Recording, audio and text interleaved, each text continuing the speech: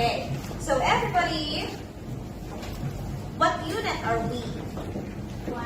Unit 1. May I know what's the title of Unit 1 Economics? We have very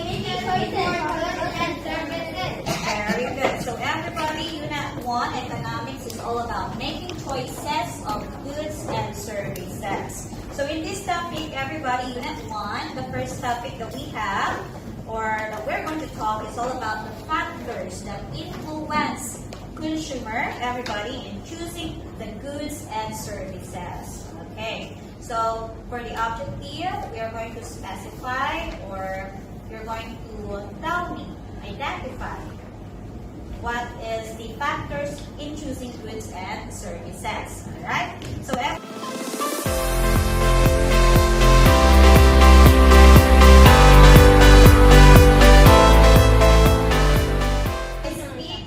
one again, just keep that. So one more. Okay.